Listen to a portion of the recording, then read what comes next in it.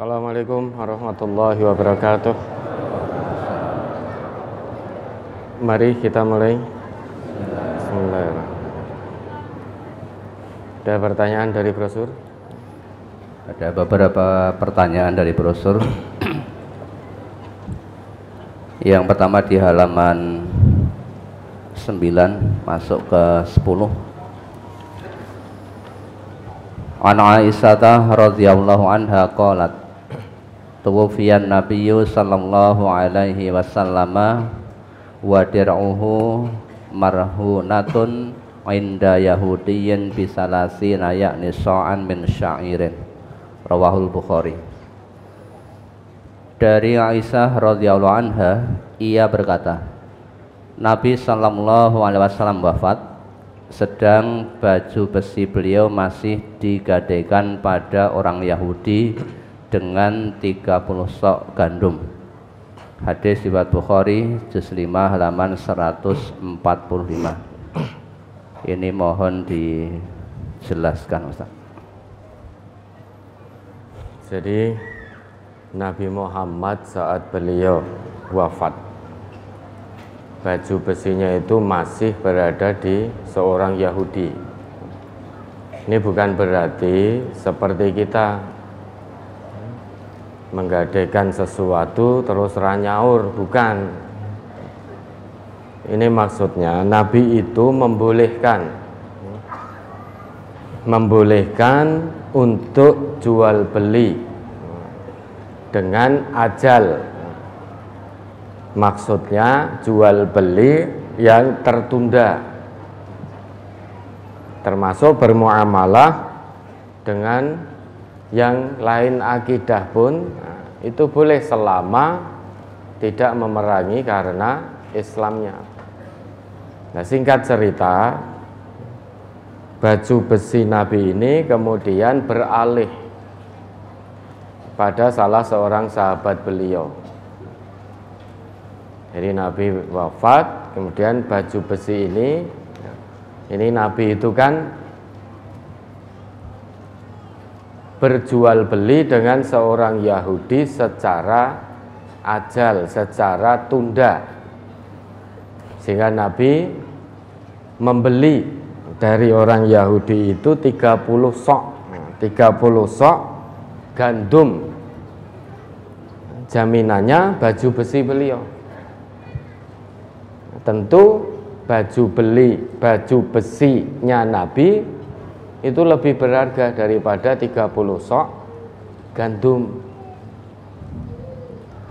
Nah, kemudian baju besi ini beralih pada salah seorang sahabat beliau sepeninggal Nabi. Jadi ini mungkin dalam benak kita, oh ini berarti Nabi belum menebus baju besinya, bukan seperti kita. Jadi baju besi Nabi ini lebih berharga daripada 30 sok. Kenapa Nabi kok menggadaikan baju besi beliau kepada seorang Yahudi? Kenapa tidak kepada para sahabat beliau? Tentu sahabat beliau tidak kerso, tidak mau menerima. Tidak mungkin sahabat Nabi kok mau menerima barang gadaian dari Nabi, itu jelas tidak mungkin. Karena tidak mungkin, dan Nabi pun tidak mudah-mudah menerima pemberian dari sahabat. Padahal sahabat itu berlomba untuk memberikan sesuatu kepada Nabi. Namun Nabi tidak kerso memberatkan para sahabat-sahabat beliau. Jika Nabi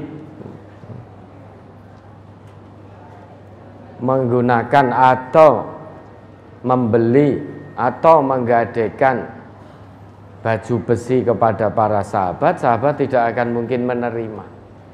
Dan Nabi tidak kerso memberatkan sahabatnya. Maka Nabi bermuamalah dengan seorang Yahudi, dan Yahudinya ini yang tidak memerangi Nabi. Maka beliau mengambil jual beli secara tunda mendapatkan 30 sok gandum dari Yahudi, dan tentu baju besi beliau lebih berharga daripada 30 sok gandum. Kemudian baju besi ini beralih pada salah seorang sahabat beliau. Ya, mudah-mudahan bisa dipahami. Tentu tidak seperti kita, ya. Tidak seperti kita. Nabi kita maksum, terjaga betul, tidak ada celah. Ya, ada lagi. Berikutnya masih di halaman 10, hadis yang di tengah. An Amr bin al-Harits qala ma taraka Rasulullah sallallahu alaihi wasallam dinaran wala dirhaman wala abdan wala amatan illa baglatahul bayda allati kanat yarkabuha wa silahahu wa ardan ja'alaha libnis sabili shadaqah. Dari Amr bin al-Harits, ia berkata, Rasulullah sallallahu alaihi wasallam ketika wafat, beliau tidak meninggalkan dinar dan dirham, tidak pula budak laki-laki maupun perempuan, melainkan bigol putih yang biasa beliau naiki dan senjata, serta sebidang tanah yang beliau sedekahkan untuk Ibnu Sabil. Hadis riwayat Bukhari. Apa yang dimaksud dengan bigol putih itu, Ustaz? Bigol itu sebuah hewan, itu hasil perkawinan silang antara kuda dan keledai, itu namanya bigol. Warnanya putih. Jadi ini hewan hasil kawin silang antara kuda dan keledai. Ya, ada lagi. Hadis di bawahnya masih di halaman 10. An Aisyata anna Fatimata wal Abbas alaihi assalam ataya Abu Bakrin yaltamisani mirasahuma min Rasulillahi sallallahu alaihi wasallam wa huma hina idzin yatlubani ardoihima min fadaka wa sahmahuma min Khaybar. Faqala lahuma Abu Bakrin sami'tu Rasulullah sallallahu alaihi wasallam yaqul la nurasu ma tarakna shadaqah innama ya'kulu alu Muhammadin min hadzal mali. Qala Abu Bakrin wallahi la ad'u amran ra'aitu Rasulullah sallallahu alaihi wasallam yasna'uhu fihi illa sana'tuhu. Qala fahajarathu Fatimatu falam yukallimhu hatta matat. Rawahul Bukhari. Dari Aisyah bahwasanya Fatimah dan Abbas alaihi wassalam datang kepada Abu Bakar untuk meminta bagian warisan keduanya dari Rasulullah sallallahu alaihi wasallam. Ketika itu keduanya meminta tanah bagiannya di Fadak dan bagiannya di Khaybar. Maka Abu Bakar menjawab, aku pernah mendengar Rasulullah sallallahu alaihi wasallam bersabda, kami tidak diwarisi dan harta yang kami tinggalkan sebagai sedekah, dan keluarga Muhammad hanyalah makan dari harta ini. Lanjut Abu Bakar, demi Allah, aku tidak akan meninggalkan suatu urusan yang aku pernah melihat Rasulullah sallallahu alaihi wasallam memperbuatnya, melainkan aku juga memperbuatnya. Urwah berkata, semenjak itu Fatimah menjauhi Abu Bakar dan tidak pernah mengajaknya bicara hingga wafat. Hadis riwayat Bukhari. Mohon penjelasan pada kalimat yang akhir, semenjak itu Fatimah menjauhi Abu Bakar dan tidak pernah mengajaknya bicara hingga wafat. Ini mohon penjelasan. Jadi Fatimah putri Rasulullah, ketika ayahandanya yaitu Rasulullah wafat, Fatimah merasa sebagai ahli waris itu merasa berhak mendapatkan warisan dari apa yang ditinggalkan oleh ayahandanya. Kemudian datanglah kepada Abu Bakar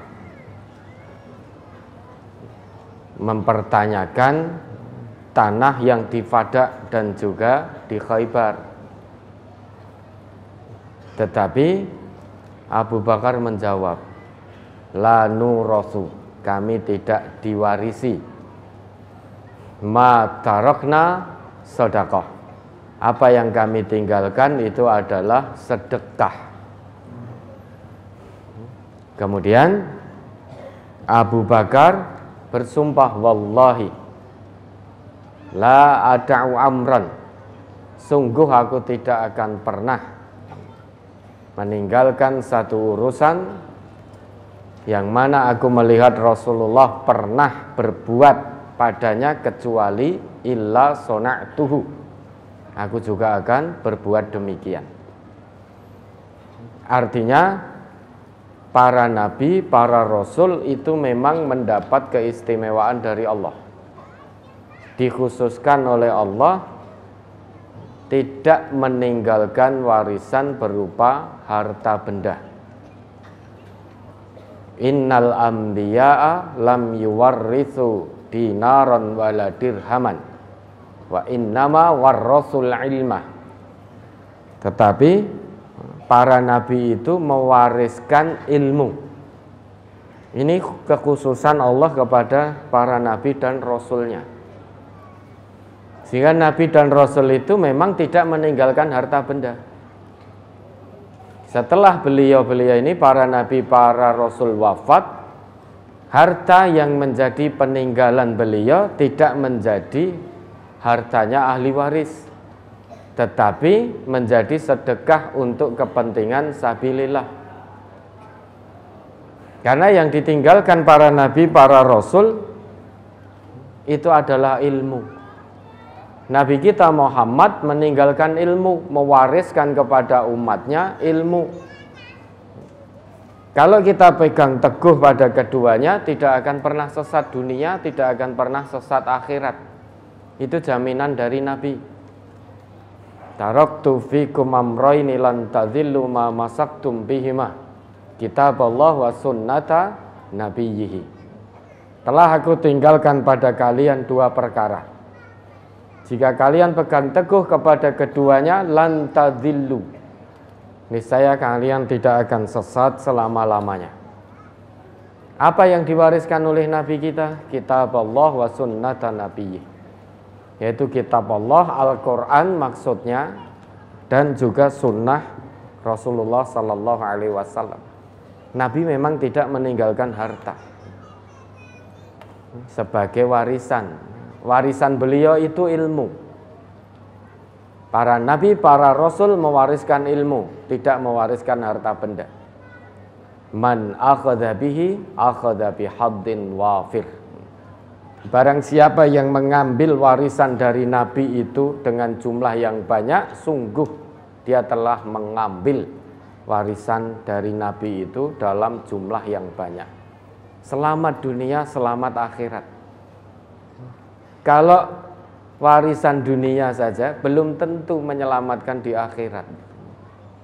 Tapi kalau mengambil warisan dari Nabi, yaitu ilmu, pasti selamat dunia, selamat akhirat. Nah, kemudian Abu Bakar menjawab dengan tegas pada Fatimah bahwa Abu Bakar pernah melihat apa yang dilakukan oleh Nabi. Dan Nabi ngendika, la nurasu, kami tidak diwarisi, matarokna sodakoh, apa yang kami tinggalkan itu sebagai sedekah untuk kepentingan sabilillah. Maka Abu Bakar pun tidak memberikan tanah yang di Fadak maupun di Khaybar kepada Fatimah putri Rasulullah. Mendengar jawaban itu, dengan sedikit rasa kecewa, lantas Fatimah meninggalkan Abu Bakar. Dan belum berbicara lagi dengan Abu Bakar sampai Fatimah meninggal dunia. Ingat, hadis itu bunyinya lam tukallimhu, bukan la tukallimuhu, tapi lam tukallimhu, memakai lam itu, bukan memakai la. Sehingga tidak ada belum ada kesempatan lagi bagi Fatimah untuk bertemu dengan Abu Bakar. Karena setelah bertemu dengan Abu Bakar, Fatimah jatuh sakit. Kemudian kurang lebih 6 bulan sesudah itu beliau meninggal dunia. Sehingga belum sempat bertemu lagi dengan Abu Bakar. Kalau kemudian dalam benak kita, oh berarti Fatimah judak Abu Bakar, oh itu salah besar. Di sini hajrun, di sini meninggalkan Abu Bakar di sini bukan qati'ur rahim, bukan hajrun qati'ur rahim, bukan meninggalkan karena memutus silaturahim, bukan. Tapi ini hajrun inqibadun, meninggalkan karena ada sedikit rasa kecewa. Kemudian sesudah itu beliau, putri Rasulullah ini jatuh sakit, sehingga belum sempat bertemu lagi dengan Abu Bakar. Maka redaksi hadisnya lam tukallimhu, bukan la tukallimuhu. Nah, belum sempat bertemu, 6 bulan sesudahnya Fatimah wafat, sehingga belum sempat bertemu lagi dengan Abu Bakar. Ini bukan juta, beda dengan kita. Anyel sampai bersumpah wis ora paten, ora caturan, ora paten. Betah-betahan. Ini namanya juta. Kalau yang kita lakukan itu qati'ur rahim, bukan hajrun inqibat. Namun qati'ur rahim, memutus hubungan persaudaraan, memutus tali silaturahim. Kalau itu yang dilakukan, maka Nabi ngendika la yahillu li muslimin ayah jura akahu fauqa salasi layalin. Tidak halal bagi seorang muslim mendiamkan saudaranya lebih dari 3 hari. Yaltaqiyani fayu'ridu hada wa yu'ridu hada wa khairuhum alladhi yabda'u bis salam. Karena ini memutuskan silaturahim, ya, kalau kita yang melakukan, maka 2 orang yang sedang jutaan bertemu, mak gabrus gitu, karena hatinya tidak bertemu, maka yang satu berpaling, pura-pura tidak melihat, melengos. Pilih melengos daripada bertemu saudaranya, harus salaman, harus bicara, harus tersenyum, pura-pura tersenyum. Orang kedua juga begitu, hatinya masih anyel, ada ghil, juga ikut-ikutan melengos. Sehingga kalau tidak melengos, adu pandangan mata, akhirnya mau tidak mau harus lelamisan. Ketoke salaman. Padahal seorang muslim itu, 2 orang muslim kalau berjabat tangan, harusnya loh ya, menurut Nabi, tasofahu yadhabil ghillu, berjabat tanganlah kalian, niscaya ghil dalam hati itu akan hilang, akan luntur. Tapi seringkali kita tidak. Wes ketemu, salaman, jejer, jagongan, neng hatinya belum bisa bertemu. Duduknya tidak jenak, sama-sama ngaji di sini, punya masalah, ada ghil, sedang jutaan, lah kok duduk jejer? Karena hanya ada tempat itu. Maka ngaji itu sepertinya lama sekali, 3 jam seperti 3 tahun. Kok ora rampung-rampung. Akhirnya karena hati tidak bertemu, pura-pura tidur. menundukkan kepala pura-pura tidur daripada harus berbicara, daripada harus saling sapa aruh dengan jejere yang sedang jutaan. Maka kalau terjadi demikian, jadilah sebaik-baik manusia, mulai nyopo aruh dulu. Wa khairuhum alladzi yabda'u bis salam. Mulai. Atau kalau bapak ibu memang dijuta, kiatnya agar menjadi orang yang paling baik, panjenengan pirsa fulan atau fulanah juta, datangi saja, tanyakan, pangapunten bapak jenengan napa juta kula, kula nyuwun pangapunten, mohon maaf. Mohon maaf itu tidak usah dengan perkataan jika saya ada salah, saya minta maaf. Kalau didahului jika, itu sebetulnya ya kurang tulus. Meski tidak salah, sesama muslim itu kewajibannya saling memaafkan. Sebelum minta maaf, kita sudah saling memaafkan. Maka kalau mau minta maaf saja. Tidak perlu jika saya ada salah. Menawi kula wonten lepatipun, oh kathah. Nanti tambah sakit hati kalau dijawab gitu. Maka minta maaf sajalah. Yang sini minta maaf, sana juga minta maaf, sudah ketemu. Kalau sudah saling memaafkan,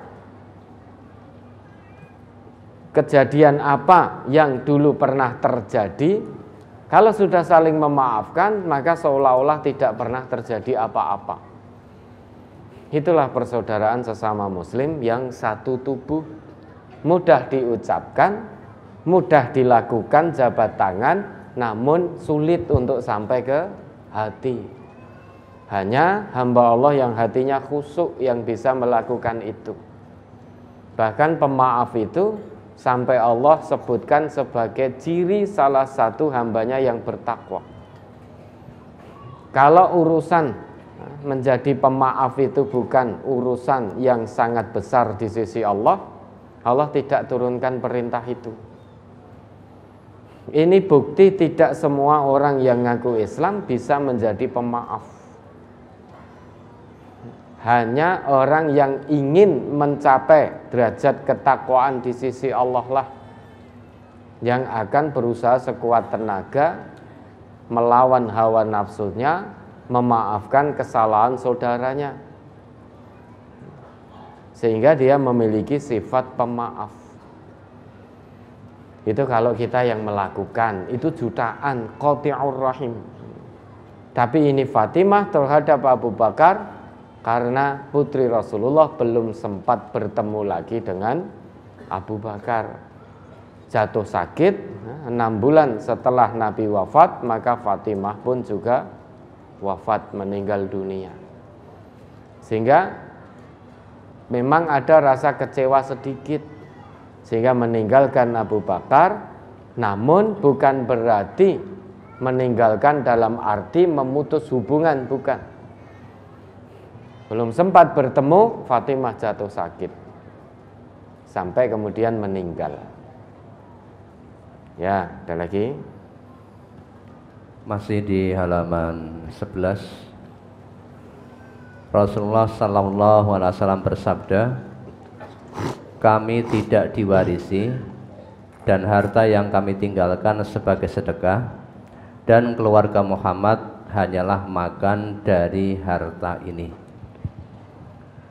Mohon dijelaskan, bukankah umat Islam hanya boleh mensedekahkan harta warisan tidak lebih dari sepertiga? Iya, itu umatnya Nabi Muhammad.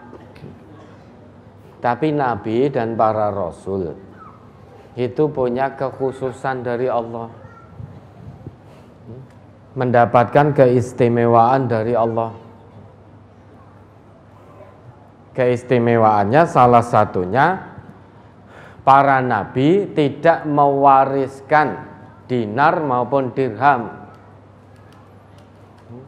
Sehingga apa yang ditinggalkan oleh para nabi dan para rasul setelah beliau-beliau itu wafat, itu untuk sedekah kepentingan sabilillah. Ini khususiyah, kekhususan, keistimewaan bagi para nabi dan juga para rasul. Ini dari Allah. Karena beliau-beliau ini diperintahkan oleh Allah mewariskan ilmu, itu yang utama. Andai kata para nabi dan para rasul itu mewariskan harta benda beliau-beliau, niscaya ilmu yang beliau wariskan tidak menjadi fokus bagi umatnya.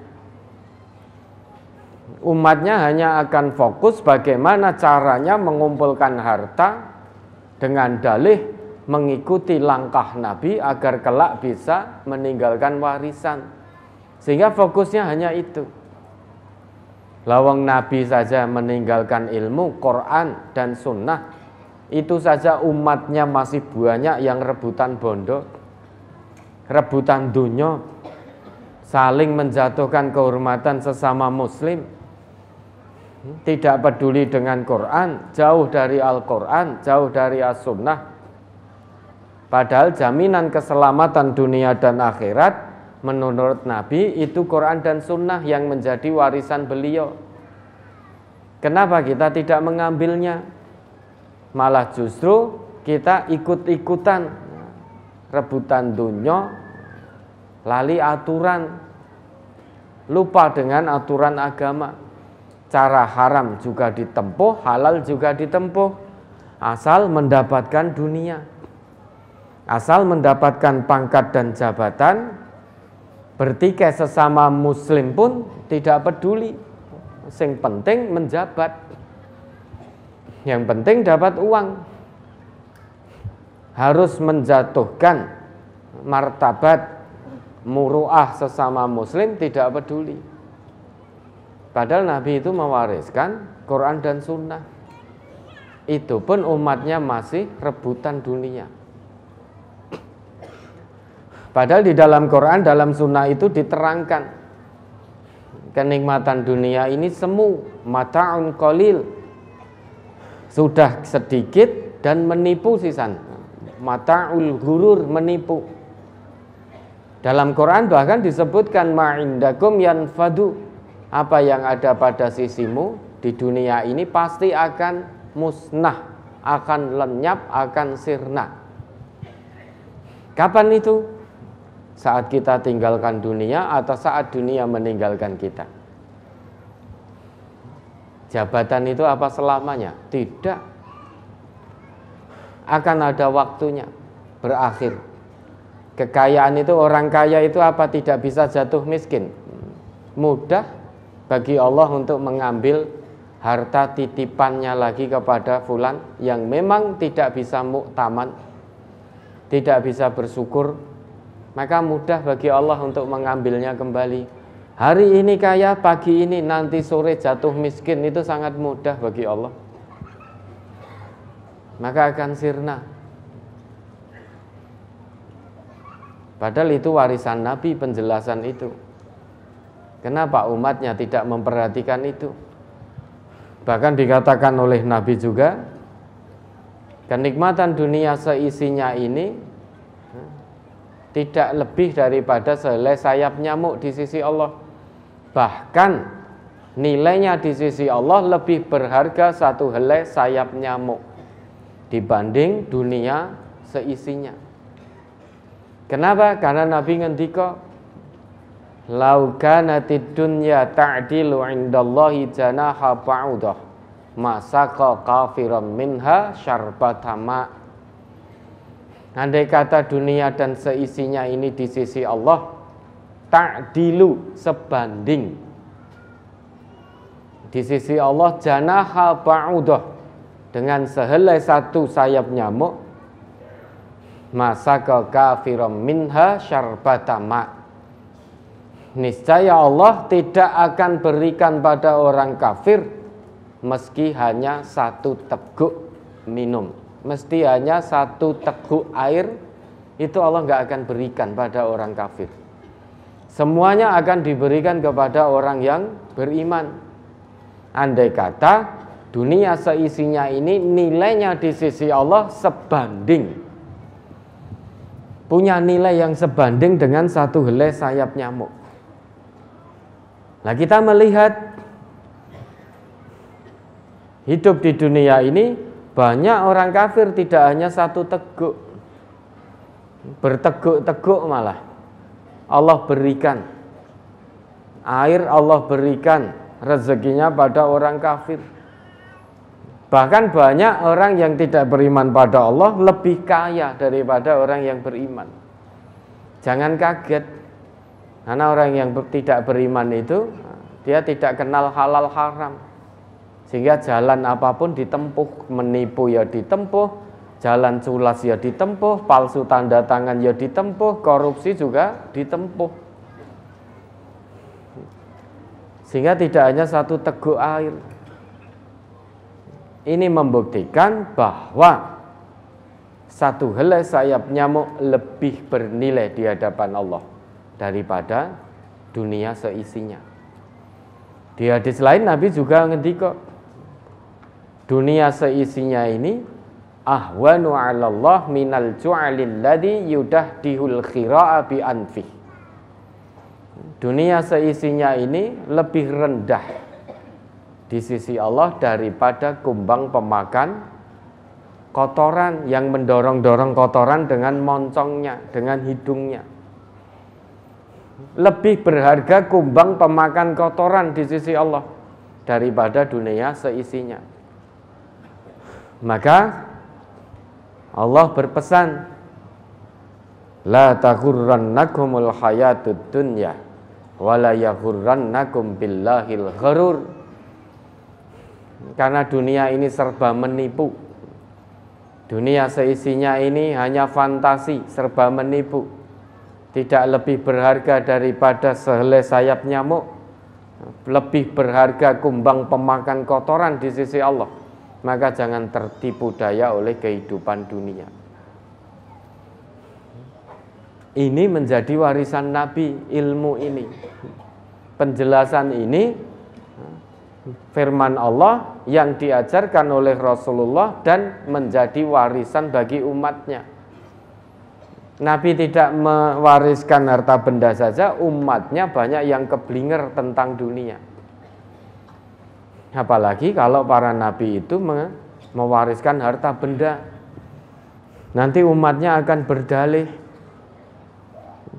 saya akan sibuk dengan dunia mengumpulkan harta. Kenapa? Karena mengikuti langkah Nabi. Biar nanti saya meninggal, saya meninggalkan warisan pada ahli waris saya. Sehingga yang menjadi fokus utama bagi umatnya nanti mengejar harta, melupakan Quran, mengabaikan sunnah, dengan dalih mengikuti Nabi. Maka Nabi mendapat keistimewaan dari Allah. Tidak diperkenankan oleh Allah mewariskan harta benda. Kalau bagi umatnya itu maksimal mewasiatkan harta tidak lebih dari 1/3. Tidak lebih dari 1/3. Kenapa? Ya jelas kita bukan nabi, kita bukan rasul. Maka tentu berbeda keikhlasan kita, ketakwaan kita kepada Allah. Tidak ada apa-apanya dibanding Nabi. Ketaatan kita pada Allah, kita ini masih mengikuti hawa nafsu. Padahal katanya suri toladan kita Rasulullah. Maka kalau umatnya jangan lebih dari 1/3. Karena nanti kalau 1/3 habis, lantas siapa yang mengurus keluarganya? Diwasiatkan semua. Sesudah itu keluarga yang ditinggalkan menjadi terlantar, akhirnya menjadi peminta-minta. Maka umatnya Nabi Muhammad hanya diperkenankan berwasiat dengan harta bendanya maksimal sepertiga. Kata Nabi, wasulusu kasir, sepertiga itu sudah banyak. Ya, ada lagi. Dari brosur halaman 7 masuk 8.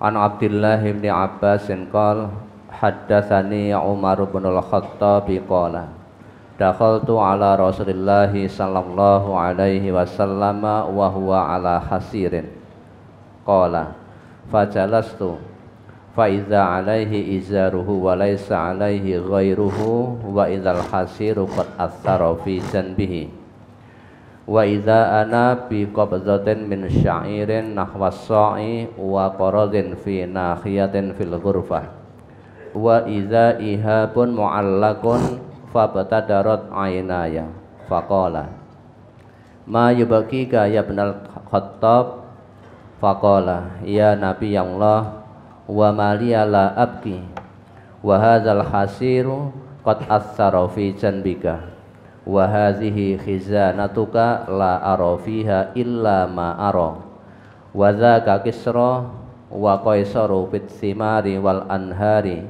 wa anta nabiyullahi wa safwatuhu wa hadhihi khizanatuka qala ya ibnal Khattab ama tardo an takuna lanal akhirah wa lahumud dunya qultu bala rawahu Ibnu Majah. Dari Abdullah bin Abbas, ia berkata, Umar bin Khattab menceritakan kepadaku, ia berkata, aku datang kepada Rasulullah sallallahu alaihi wasallam pada waktu itu beliau di atas tikar. Umar melanjutkan ceritanya, lalu aku duduk. Pada waktu itu beliau hanya mengenakan izar dan tikar tersebut membekas pada lambung beliau. Pada waktu itu aku memperhatikan seikat syair atau gandum kira-kira 1 sok dan korot, yakni daun untuk menyamak kulit, berada di bagian kamarnya. Di situ ada kulit yang tergantung yang belum disamak. Maka kedua mataku meneteskan air mata. Beliau bertanya, apa yang membuat kamu menangis wahai Ibnul Khattab? Umar menjawab, wahai Nabi Allah, bagaimana aku tidak menangis? Tikar ini telah membekas pada punggung engkau, dan ini simpanan engkau. Aku tidak melihat barang-barang kecuali apa yang kulihat. Sedangkan di sana Raja Kisra dan Kaisar mempunyai kebun-kebun yang berbuah dan sungai-sungai. Padahal engkau adalah Nabiullah dan pilihannya, dan hanya ini simpanan engkau. Rasulullah sallallahu alaihi wasallam bersabda, hai Ibnul Khattab, apakah kamu tidak puas bahwa kita mendapatkan akhirat dan mereka mendapatkan dunia? Aku menjawab, iya. Hadis riwayat Ibnu Majah. Pertanyaan, mohon dijelaskan pada kalimat Rasulullah sallallahu alaihi wasallam bersabda, hai Ibnul Khattab, apakah kamu tidak puas bahwa kita mendapatkan akhirat dan mereka mendapatkan dunia? Ini mohon dijelaskan. Nah, itu sebetulnya kita baca artinya tadi sudah sangat jelas. Nabi Muhammad seorang nabi, seorang rasul, tetapi mengajarkan sikap hidup sederhana. Sampai-sampai ketika Umar ibnul Khattab datang kepada Nabi, Umar ibnul Khattab melihat seorang nabi, seorang rasul, manusia pilihan Allah, hanya sari di atas hasir tikar, itu pun tikarnya bukan tikar yang bagus, bukan tikar yang empuk, terbukti ngecap di lambung, sehingga ketika Nabi bangun, tikar itu lambung beliau ada bekas tikarnya. Dan sebagai seorang rasul pilihan Allah, ternyata simpanannya tidak seperti raja Persia atau kaisar Romawi yang super mewah. Padahal raja Persia, kaisar Romawi itu tidak beriman kepada Allah. Sedang Nabi ini utusan Allah, kekasih Allah, manusia pilihan Allah. Harusnya simpanannya lebih daripada raja Persia maupun kaisar Romawi yang memang tidak beriman pada Allah. Bahkan Nabi hanya punya simpanan satu sok syair, bukan bur tapi syair. Syair itu gandum dengan kualitas biasa, bukan burun. Kalau al-burru itu gandum dengan kualitas istimewa. Kalau di kita mungkin ya al-bur itu bisa disamakan dengan rojo lele. Kalau syair ya yang medium pertengahan. Itu simpanan seorang rasul, pilihan Allah, kekasih Allah, utusan Allah, itu hanya satu sok dari syair. Kemudian hanya memiliki daun untuk menyamak kulit. Dan ada kulit yang tergantung yang belum disamak. Beda dengan raja Persia dan kaisar Romawi. Mereka tidurnya saja alal khazzi wad dibaji wal harir. Tidurnya saja alasnya itu kasur empuk sutra bercampur bulu. Sutra yang tebal dan sutra yang tipis. Tentu sangat nyaman sekali. Kalau dilihat dari tata lahirnya. Raja Persia, kaisar Romawi memiliki kebun-kebun yang berbuah dan sungai-sungai yang mengalir indah. Sedang Nabi tidak punya apa-apa, hanya punya satu sok syair, gandum kualitas biasa, hanya memiliki daun untuk menyamak kulit, dan hanya memiliki kulit yang belum disamak tergantung di atas rumah. Maka Umar ibn Khattab menangis melihat kekasih Allah sare tidur beralaskan tikar, di mana tikar itu sampai memberikan bekas pada lambung beliau. Tidak tega Umar ibn Khattab melihat lambung Rasulullah, lambung kekasih Allah, sampai ada bekas tikarnya. Padahal ini manusia utusan Allah, manusia pilihan Allah, tanpa celah, maksum, surganya di tingkat puncak kenikmatan, top, tingkat kenikmatan surgawi paling tinggi. Tetapi kenapa beliau hanya sare di atas tikar, itu pun tikarnya memberi bekas pada lambung beliau. Tidak tega. Seorang sahabat, tidak ada sahabat yang tega melihat kekasih Allah dalam kesederhanaan, sedangkan para sahabat banyak yang kaya.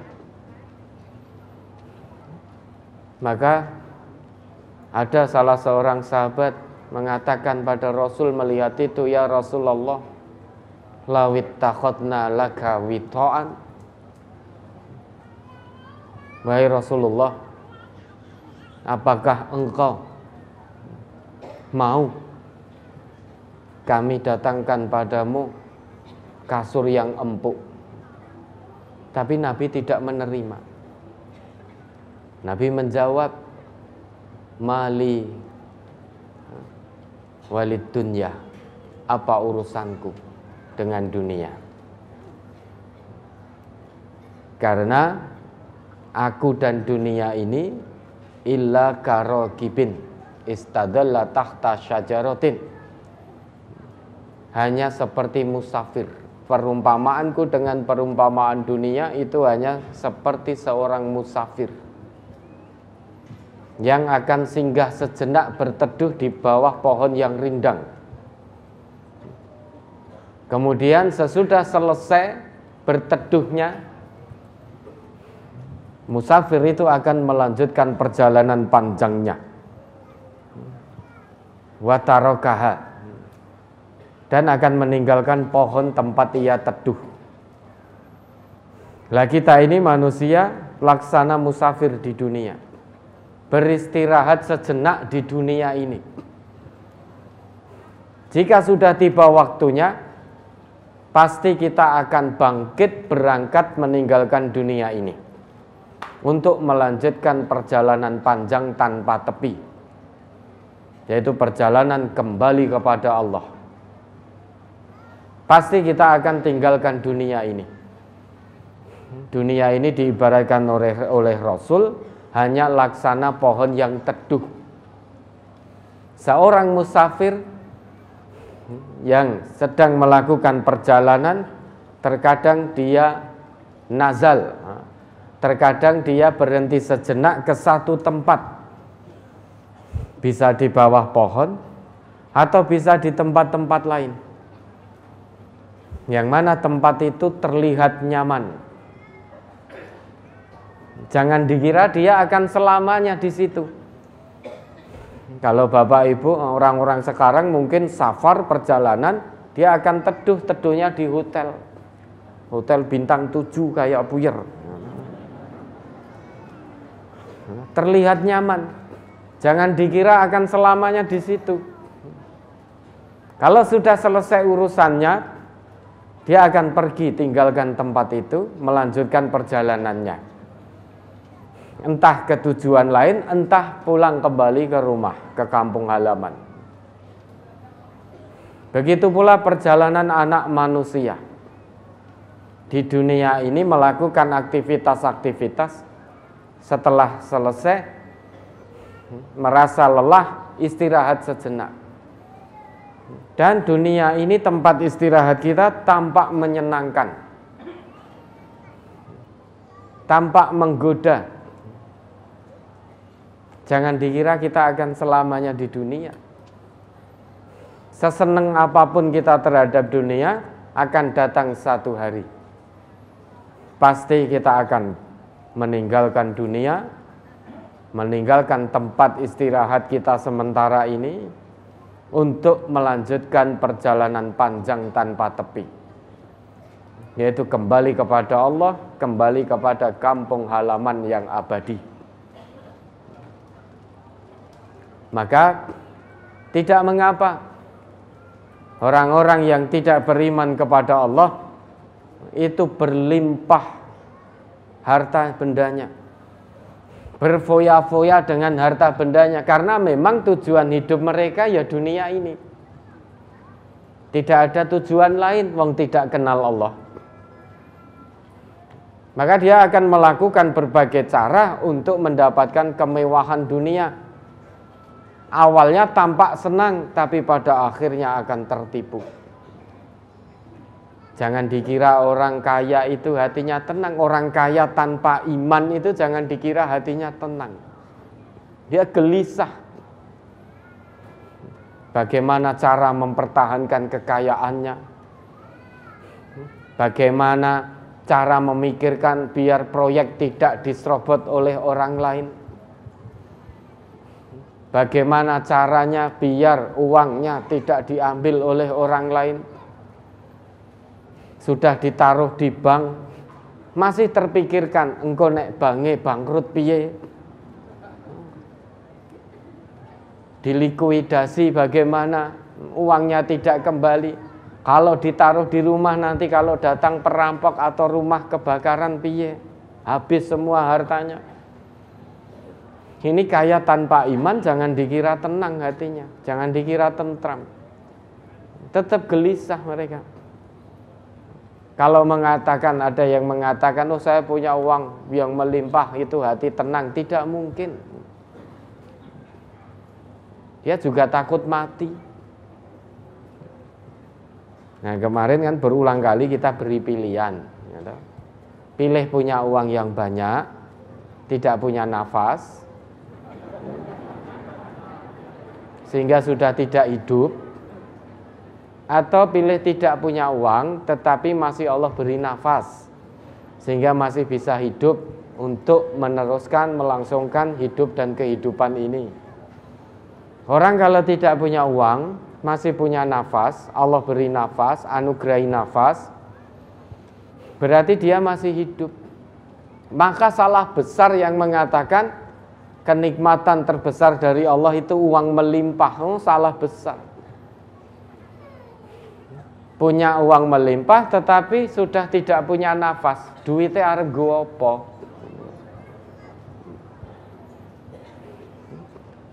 Jangankan tidak punya nafas, kemarin pandemi itu loh, banyak yang sesak nafas. Diberi pilihan, dia punya mobil mewah, apa ada ceritanya? Sesak nafas, oh masukkan mobil mewah saja biar bisa bernafas. Nggak ada ceritanya, yang dicari apa? Oksigen. Dia punya rumah megah, lawang dia sesak nafasnya juga di rumah megahnya itu kok. Sehingga rumah mewah, rumah megah, mobil mewah pada saat itu tidak ada nilainya. Lebih bernilai tabung oksigen yang kecil. Lebih bernilai tabung oksigen yang kecil. Tidak ada ceritanya sesak nafas kok tiba-tiba masukkan rumah mewah saja di kasur empuk, nanti biar bisa bernafas. Enggak ada ceritanya. Yang dicari oksigen, meskipun ditempatkan ini ada oksigen, tetapi tempatnya itu menglesehan di lantai, tidak ada tikar, lantainya durung di keramik, tapi oksigen adanya di situ, itu pun hanya kecil. Orang akan rela pada waktu itu, bawa saya ke sana. Jadi dibawa dari rumah megahnya untuk kemudian dipindahkan di tempat yang jauh dari kata nyaman. Tapi di situ ada tabung oksigennya. Lebih memilih itu. Maka jangan tertipu oleh dunia. Semuanya ini akan kita tinggalkan. Makanya Nabi melihat Umar ibnul Khattab meneteskan air mata karena tidak rela, tidak tega melihat kekasih Allah sare beralaskan tikar yang memberi bekas pada lambung beliau.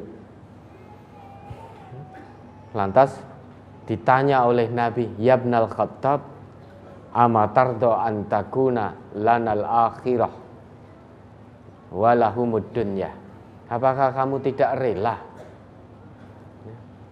Apakah kamu tidak ikhlas? Apakah kamu tidak senang jika akhirat itu menjadi milik kita, bagian kita di akhirat, sedang bagian mereka hanya di dunia? Apa kamu tidak rela? Maka Umar menjawab, "Bala, aku rela wahai Rasulullah. Akhirat menjadi bagian kita, biarkan dunia menjadi bagian orang-orang yang tidak beriman. Namun mereka di akhirat nanti sudah tidak dapat bagian." Coba diingat ayatnya itu, Asy-Syura ayat 20. "Man kana yuridu hartsal akhirah nazid lahu fi hartsih, wa man kana yuridu hartsad dunya nu'tihi minha, wa ma lahu fil akhirati min nasib." Surat Asy-Syura nomor surat 42 ayat 20. "Man kana yuridu harsal akhirati nazid lahu fi harsih, wa man kana yuridu harsad dunya nu'tihi minha, wa ma lahu fil akhirati min nasib."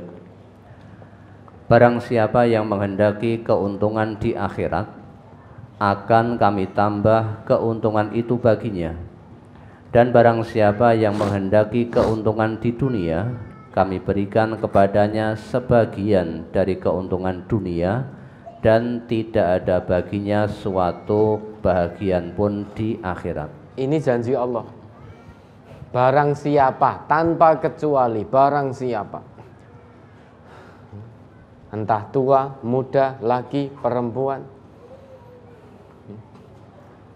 yang mengedepankan kebahagiaan akhirat, mengedepankan keuntungan akhirat, memprioritaskan kehidupan akhirat, maka janji Allah, nazid lahu fi harthih, maka akan kami tambah keuntungannya, dunia akhirat sampai akhirat keuntungannya, bi ghairi hisab, tanpa batas, tanpa terputus. Keuntungan orang-orang yang mengedepankan kehidupan akhirat itu tanpa batas alias tanpa putus. Di dunia mendapatkan bagian, setelah meninggalkan dunia keuntungannya tidak terputus. Di akhirat akan mendapatkan keuntungan juga dari Allah. Bahkan keuntungan yang didapatkan di akhirat nanti jauh melebihi keuntungan yang di dunia. Karena sifat keuntungan di akhirat itu ma la ainun ra'at wala udhunun sami'at wala khatara ala qalbi bashar. Tidak pernah terlihat oleh mata manusia ketika di dunia. Tidak pernah terdengar oleh telinga manusia ketika di dunia. Sangat sulit bagi manusia untuk membayangkan indahnya keuntungan akhirat. Ibarat kalau boleh dikatakan Allah itu punya kenikmatan 100%, yang 1% telah Allah turunkan ke dunia untuk diperebutkan oleh seluruh makhluknya, sejak makhluk pertama sampai terakhir. Tidak hanya manusia saja yang rebutan, makhluk Allah yang bernyawa ikut rebutan, memperebutkan kenikmatan yang hanya 1%. Kira-kira jenengan dapat berapa persen? Ikut rebutan yang 1% ini. Ini diperebutkan oleh semua makhluk Allah. Tidak hanya manusia yang memperebutkan, namun yang paling tamak itu manusia. Kalau hewan itu makan sudah cukup, perutnya kenyang, sudah tinggalkan. Tidak mengambil makanan hewan lain kalau sudah kenyang. Manusia wis warak, wis kemlekeren, masih mengambil milik orang lain. Sehingga yang paling tamak, paling rakus itu manusia. Padahal manusia itu dilengkapi dengan fitrah, bisa membedakan mana yang hak, mana yang batil. Hewan tidak punya fitrah, namun ternyata hewan itu tahu diri. Tidak punya fitrah, tidak punya akal sehat, hanya punya nafsu, namun tahu diri. Tidak ada ceritanya hewan jantan nubruk pejantan, itu tidak ada ceritanya. Tapi manusianya banyak, ya, pejantan nubruk pejantan. Laki-laki tertariknya dengan laki-laki, perempuan dengan perempuan. Fitrahnya kemana? Hewan itu kalau makan sudah cukup, sudah. Manusia sangat rakus. Dia mengambil yang bukan miliknya. Padahal perintah Allah hanya diperintah untuk mengambil rezeki yang Allah sediakan untuknya. Jangan mengambil rezekinya orang lain. Itu bukti manusia itu sangat rakus. Maka 1% diperebutkan oleh semua makhluk Allah. Yang 99% kemana? Ditahan oleh Allah, disimpan oleh Allah, untuk kelak dianugerahkan oleh Allah kepada hambanya, khusus bagi yang bertakwa, penghuni-penghuni surga. Maka nazid lahu fi harsih, tanpa putus nikmat atau keuntungan yang akan didapat oleh orang-orang yang mengedepankan kebahagiaan akhirat. Namun Bapak Ibu jangan khawatir. Kalau Bapak Ibu memilih jalan untuk memprioritaskan dunia, itu pun juga akan diberi bagian oleh Allah. Wa man kana yuridu harsad dunya nu'tihi minha. Tidak nazid lahu fi harthi, tapi nu'tihi minha. Akan kami beri sebagian kecil saja. Sebagian saja. Sehingga 1% nikmat dunia ini tidak jenengan miliki sendiri. Jangan hanya akan diberi oleh Allah sebagian kecil saja. Maka ayatnya bunyinya nu'tihi minha, bukan nazid lahu fi harsih. Kalau bagi orang yang beriman mengedepankan akhirat, janji Allah nazid lahu fi harsih. Kami tambah keuntungannya dunia akhirat itu tanpa putus. Namun bagi orang yang memprioritaskan dunia, tujuan hidupnya hanya dunia, mengabaikan akhirat, melanggar aturan-aturan Allah dan Rasulnya, tetap diberi oleh Allah. Tapi bahasa yang Allah gunakan nu'tihi minha. Kami hanya akan berikan padanya yang sedikit saja. Kemudian nanti setelah selesai urusan dunianya, wa ma lahu fil akhirati min nasib. Saat kembali ke kampung halaman yang abadi, maka dia sudah tidak mendapatkan bagian apapun di akhirat kecuali siksaan yang pedih. Maka jangan tertipu oleh dunia, kedepankan akhirat.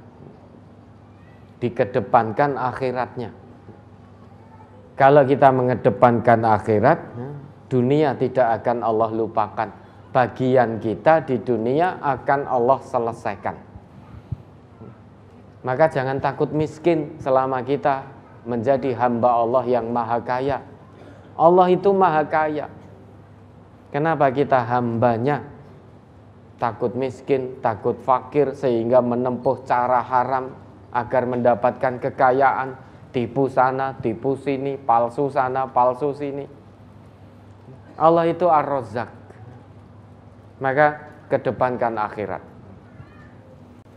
Ya. Ada lagi? Apa yang bisa kita terapkan sekarang ini tentang pengejawantahan rasa qanaah dan syukur Rasulullah sallallahu alaihi wasallam? Unzuru ila man huwa asfala minkum wala tanzuru ila man huwa fauqakum fa innahu ajdaru alla tazdaru ni'matallahi alaikum. Biar hati ini qanaah, punya rasa nerima apa yang Allah berikan, ikhlas dengan pemberian Allah, tetap mensyukuri sedikit atau banyak pemberian dari Allah, maka lihat yang di bawah. Untuk urusan dunia, lihat yang di bawah, jangan melihat yang di atas. Kalau kita lihat yang di atas untuk urusan dunia, maka hilang rasa syukur. Misalkan Allah baru titipkan pada kita sepeda motor, jangan lihat orang yang punya mobil. Kalau kita melihat kemudian pengen punya mobil juga, penak yo wayah udan rakudanan, wayah panas ora kepanasan. Lah saya punyanya baru sepeda motor, hujan kehujanan pakai mantel ya tetap tembus, panas kepanasan sumuk. Kalau melihatnya ke atas seperti itu, jauh dari rasa syukur. Kenapa? Karena dia akan menempuh segala cara agar mendapatkan mobil itu. Meski mungkin dengan cara utang riba rapopo, yang penting duwe mobil. Saya beli mobil dengan hasil riba tidak apa-apa. Yang penting saya hujan tidak kehujanan, panas tidak kepanasan. Padahal hasil riba itu akan musnah. Baik zatnya musnah ataupun berkahnya juga musnah. Kalau melihatnya ke atas, nanti Allah misalkan sudah bisa beli mobil, paling hanya sebentar, sebulan, 2 bulan, setahun melihat mobil tonggone lah kok luweh apik. Kok mobilnya mewah, wah ini seolah-olah nanti di jalan raya mendapat prioritas. Koyone gagah orang-orang pada melihat karena mobilnya mewah. Limited edition. Edisi terbatas, tidak semua orang punya. Rumangsane, ini kan rumangsane dheweke kan itu. Kalau dia berjalan di jalan raya itu, rumangsane kabeh melihat itu kagum, hormat. Wah, kabeh do ngulati, hormat pada saya karena kemewahan mobil saya. Itu kan rumangsane sing di dalam mobil. Padahal sing ngulati kuwi anyel. Kemakine. Kan ada beberapa, meski tidak semua, insya Allah tidak yang di sini ya. Tapi ada. Kadang kita lihat di jalan mewah, di jalan raya itu ada mobil yang mewah itu ugal-ugalan. Ugal-ugalan, tidak memperhatikan hak pengguna jalan yang lain, padahal itu juga bukan jalannya sendiri. Dia ugal-ugalan, mau nyalip wis pokoknya tinggal salip, depannya sepeda motor biar keluar dari aspal. Kan gitu. Lampu merah terjang karena mobil mewah. Sehingga membahayakan pengguna jalan yang lain, padahal haknya sama itu. Wong itu jalan umum, sedangkan orang Islam itu tidak boleh menimpakan rasa takut, rasa khawatir pada orang lain. Itu tidak boleh, ada larangannya. Kita ya sholat, kita ya poso, tapi naik mobil mewah saja, ugal-ugalan, pengen mendapat prioritas terus. Sehingga mobil yang di bawahnya wis kudu ngalah sih. Kalau tidak ngalah, langsung tin kan gitu. Itu sebetulnya manusia tidak punya akhlak, belum dewasa, tetapi sudah nyupir mobil mewah. Sudah naik mobil mewah, dia belum bisa menghargai hak pengguna jalan yang lain. Kalau ingin mendapat prioritas terus, beli jalan sendiri, mudah kok. Ya toh, kiatnya mudah. Kalau di jalan itu pengennya tidak ada pengendara yang lain, jenengan silahkan beli jalan sendiri. Di aspal dhewe ditutup sudah. Man wirawiri di situ ngalor ngidul ngetan ngulon ora nek sing ganggu. Enggak ada lampu merah. Tidak ada sepeda motor, wong jalan milik jenengan sendiri. Tapi selama itu masih jalan raya, selama masih ingin menjadi seorang muslim yang benar-benar muslim, perhatikan hak pengguna jalan yang lain. Jangan mentang-mentang mobilnya mewah. Rumangsane orang-orang pada melihat kagum. Padahal ketahuilah yang melihat itu anyel. Anyel. Jenengan anyel apa kagum? Lihat mobil mewah ugal-ugalan seperti itu. Apa ndak boleh tahu punya mobil mewah? Boleh. Tetapi gunakan anugerah dari Allah, titipan dari Allah itu sesuai dengan fungsi yang Allah tetapkan. Tetap tawadhu. Mong goro-goro mobil kok terus tambah ndangak. Padi itu semakin berisi dia semakin menunduk. Harusnya lebih takut. Lah kok dimudahkan oleh Allah, semakin dikayakan Allah, harusnya lebih takut. Hisabnya lama itu. Hisabnya lama dan belum tentu selamat. Kata Nabi kita, la tazulu qadama 'abdin hatta yus'ala an umrihi fima afnah wa an ilmihi fima fa'al wa an malihi min aina iktasabahu wa fima anfaqah wa an jismihi fima ablah. Tapak kaki seorang hamba nanti tidak akan pernah beranjak di hadapan Allah sebelum ditanya 4 hal. Yang pertama, an umrihi fima afnah, tentang umurnya, untuk apa dia gunakan. Tentang usianya, untuk apa dia gunakan. Untuk apa dia habiskan. Apakah usianya dia habiskan di jalan Allah atau di jalan setan. Semuanya akan ditanya. Yang kedua, tentang ilmu yang Allah titipkan padanya. Dengan ilmunya itu, apa yang dia lakukan? Apakah mengajarkan ilmunya ikhlas karena Allah, atau dengan ilmu yang Allah titipkan malah justru digunakan untuk menimpakan madarat kepada manusia? Semuanya akan ditanya oleh Allah. Yang ketiga, wa an malihi min aina iktasabahu wa fima anfaqah, tentang hartanya. Akan ditanya oleh Allah, bagaimana cara pemerolehan hartanya. Apakah dengan cara yang halal atau haram? Apakah dengan cara yang jujur atau dengan cara yang licik? Apakah dengan cara yang dibenarkan oleh Allah atau dengan cara mengikuti bujuk rayu setan? Mencuri, memalsu tanda tangan, korupsi, markup anggaran, semuanya akan ditanya tentang cara pemerolehan rezekinya dan tentang cara pembelanjaannya. Setelah mencarinya dengan cara halal, di mana dia belanjakan? Apakah di jalan yang Allah ridhoi atau hanya dia gunakan untuk pamer, untuk foya-foya, membeli sesuatu yang sebetulnya dia sendiri tidak butuh, membeli sesuatu yang sebetulnya tidak bermanfaat, hanya dipakai untuk gaya-gayanan. Semuanya akan ditanya oleh Allah.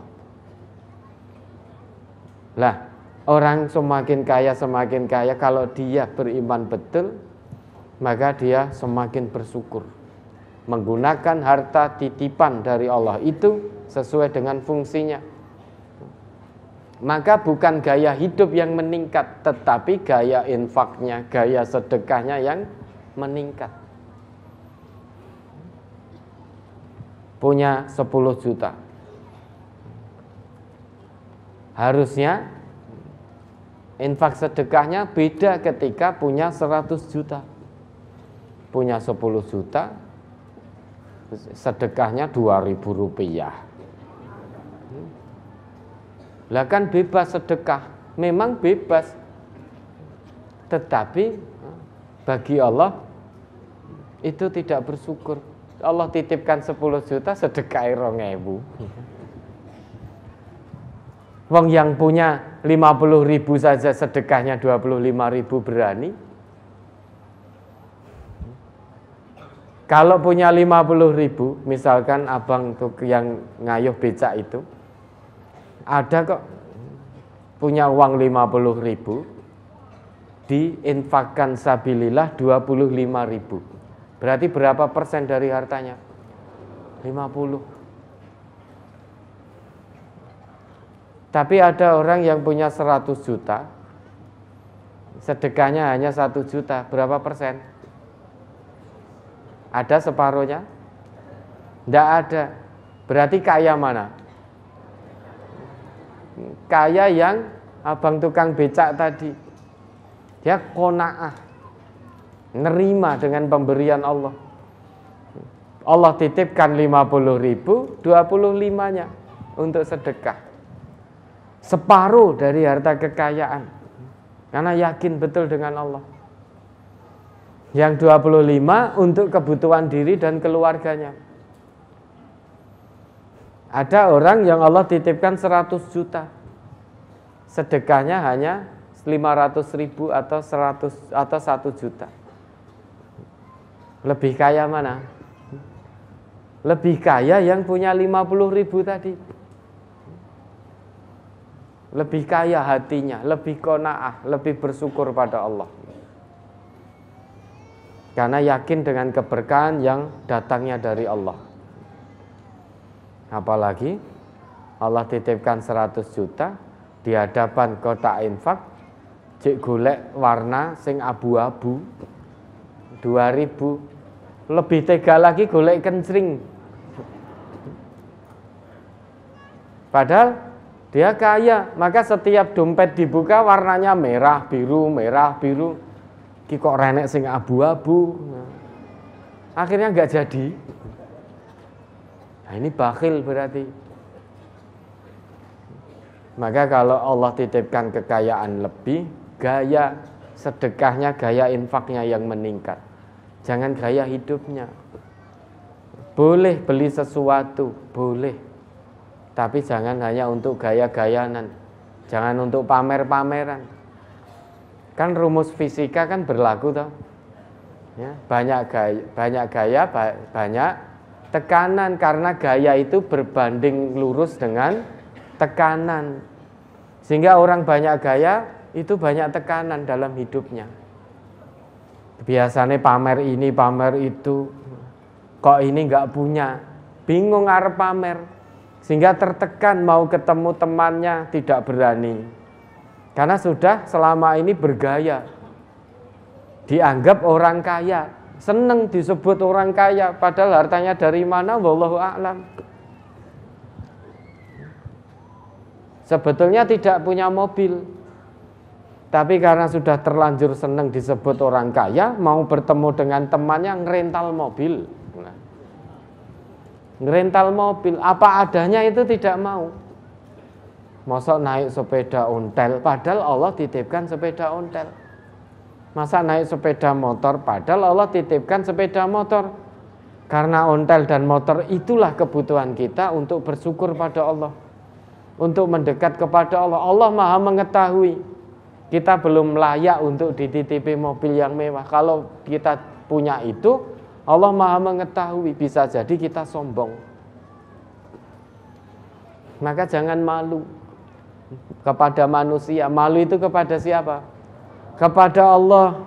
Istahyu minallahi haqqal haya. Malulah kalian, kata Nabi begitu. Malulah kalian kepada Allah dengan sebenar-benar malu. Para sahabat menjawab, Qulna ya Rasulullah inna lanastahyi walhamdulillah. Sesungguhnya kami sudah malu kepada Allah wahai Rasulullah, walhamdulillah. Nabi kita bersabda, laisa dzaka, bukan malu yang seperti itu. Walakin al-istihya minallahi haqqal haya antahfadar ra'sa wa ma wa'a wa tahfadul batna wa ma hawa wa tatadzakkaral mauta wal bilah wa man aradal akhirah taraka zinatad dunya faman fa'ala dzalika faqad istahya, yakni minallahi haqqal haya. Malulah kalian kepada Allah dengan sebenar-benar malu, bukan malu yang seperti dalam benak kita. Walakin al-istihya minallah haqqal haya, malu kepada Allah sebenar-benar malu itu antahfadar ra'sa wa ma wa'a, kamu jaga kepala dan isi kepala, yaitu jaga pola pikirnya, jaga otaknya. Jangan merendahkan orang lain, jangan menghina orang lain, jangan memandang rendah orang lain hanya gara-gara punya harta, hanya gara-gara punya pangkat dan jabatan. Kalau kamu punya harta dan kekayaan, punya jabatan, status sosial yang konon menurut masyarakat terhormat dalam tanda petik, kemudian menjadi sombong, menjadi angkuh, hilang tawaduknya, hilang qanaahnya, hilang rasa syukurnya, berarti kita tidak bisa menjaga isi kepala kita. Maka itu tidak malu berarti. Tidak malu kepada Allah. Wong sombong kok malu. Dan malu pada Allah dengan sebenar malu, menjaga perut beserta isinya. Tahan, jaga perutnya, jangan sampai sedikit saja makanan atau minuman masuk ke dalam perut, dengan sesuatu yang haram. Jangan sampai perut terisi dengan makanan atau minuman yang haram. Meski hanya 1 teguk air, jangan sampai 1 teguk air haram itu masuk ke dalam perut kita. Jaga. Kalau pengen malu kepada Allah sebenar-benar malu. Orang yang malu kepada Allah dengan sebenar-benar malu itu senantiasa ingat hari kematiannya dan hari kehancurannya. Hancur, putus kenikmatan dunia saat mati. Maka Nabi bersabda, aksiru min dzikri hadimil ladzat. Perbanyaklah mengingat dari pemutus kenikmatan, yaitu mati. Jangan hanya mengingat dunia saja, ingatlah kematian. Itu akan menimbulkan rasa qanaah, rasa syukur di jiwa. Maka lihat yang di bawah, jangan lihat yang di atas. Oh, saya alhamdulillah Allah titipkan saya sepeda motor. Mesti tidak bagus, tidak seperti punya teman dan tetangga saya.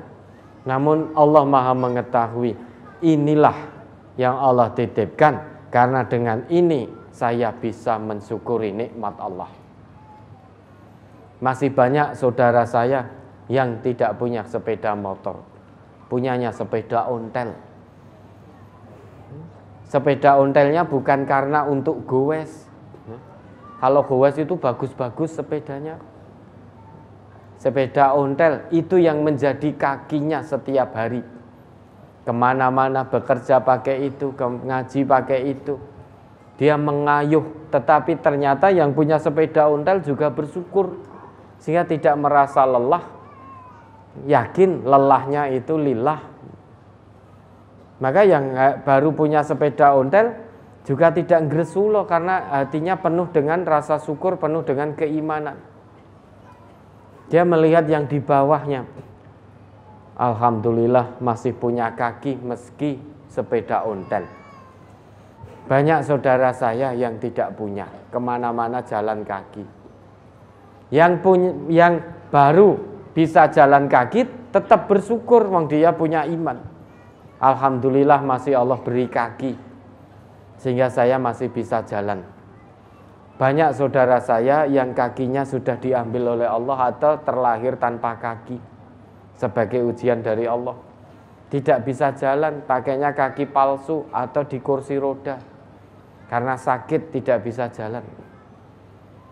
Yang diuji sakit di kursi roda atau di pembaringan itu juga bersyukur, qanaah. Alhamdulillah masih diizinkan Allah untuk hidup. Ini berarti Allah masih memberikan kesempatan kepada saya untuk mengumpulkan bekal sebaik dan sebanyak mungkin, guna nanti tinggu sangu saat saya kembali kepada Allah. Masih bersyukur bisa menjalankan perintah Allah. Wal tanzur nafsum ma qaddamat lighad. Banyak saudara saya yang sudah dipanggil oleh Allah, berarti sudah tidak punya kesempatan untuk mengumpulkan bekal. Lihat ke bawah begitu, maka akan qanaah, akan syukur. Dan melihat ke bawah itu lebih pantas bagi orang yang beriman daripada melihat ke atas. Kenapa? Karena melihat ke bawah dalam urusan dunia itu akan menyebabkan kita tidak meremehkan nikmat Allah yang telah Allah curahkan kepada kita. Maka lihatlah ke bawah, jangan lihat ke atas. Lihat ke bawah untuk urusan dunia. Nabi kita bersabda, kun qani'an takun ashkaron nas. Jadilah kamu orang yang qanaah, niscaya kamu akan menjadi orang yang paling bersyukur. Untuk bisa qanaah maka lihat ke bawah, jangan lihat ke atas. Ya, ada lagi pertanyaan terkait dengan brosur cukup. Baik, alhamdulillah. Ini brosur tentang zuhud, mudah-mudahan bisa dipahami ya.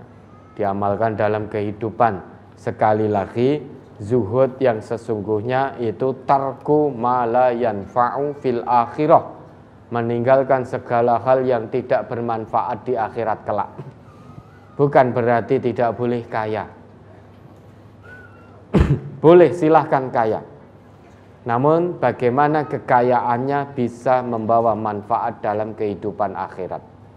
Zuhud bukan berarti miskin. Zuhud bukan berarti meninggalkan dunia, bukan. Zuhud bukan berarti tidak memperhatikan dunia. Tetap memperhatikan, tetapi jangan sampai melupakan kehidupan akhirat hanya gara-gara dunia menjadi prioritas. Tetap kedepankan akhirat, dunia itu jangan sampai dilupakan saja. Itu makna dari zuhud.